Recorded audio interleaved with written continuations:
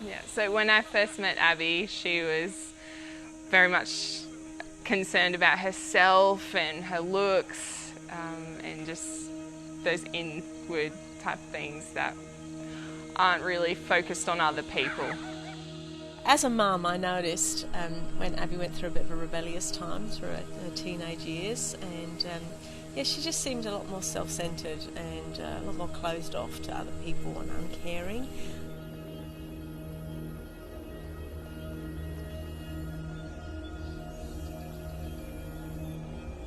I was in denial for a long time. I just didn't want it to be me, so I thought if I just was strong-willed enough to believe that I was fine, it would go away, but it didn't.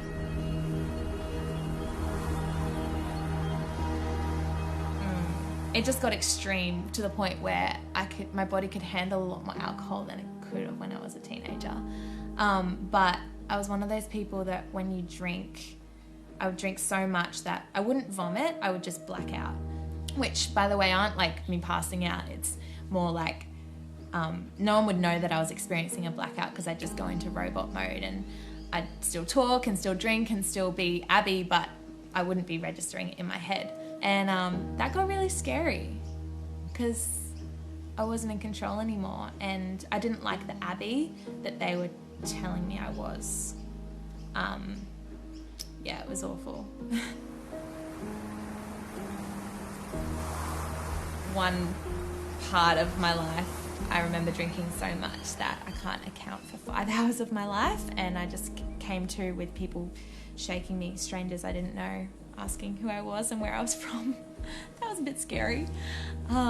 It wasn't until I was in Africa, and this Africa trip was supposed to be Abby saving the world sort of thing.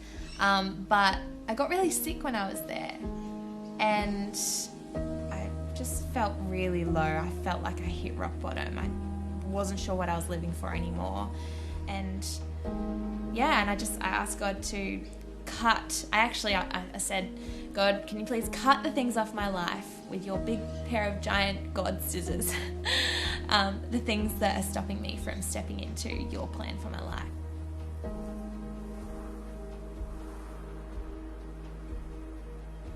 I noticed when she started going to church and she started to change. She had a purpose that wasn't all wrapped up in herself. She became more caring.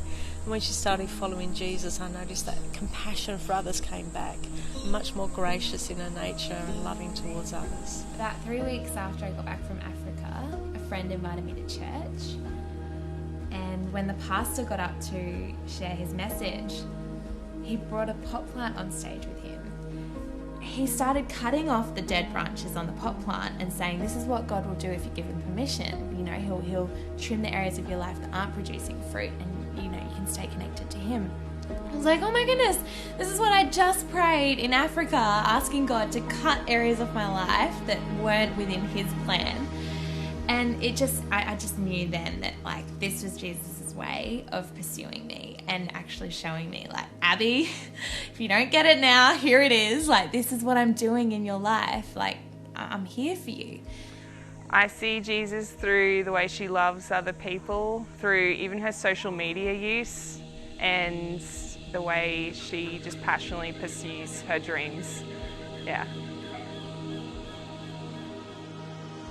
After feeling pursued by Jesus, there was a guy who I met at the gym, and he started pursuing me in a very similar way, which obviously spoke to my heart. I'm someone who kind of needs to be, I guess, chased a little bit.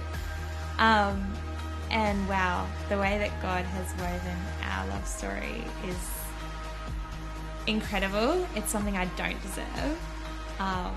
But God's chosen to bless me with Scotty for whatever reason, and even Scotty's journey coming to discover who Jesus is, and now watching his personal relationship with Jesus blossom. I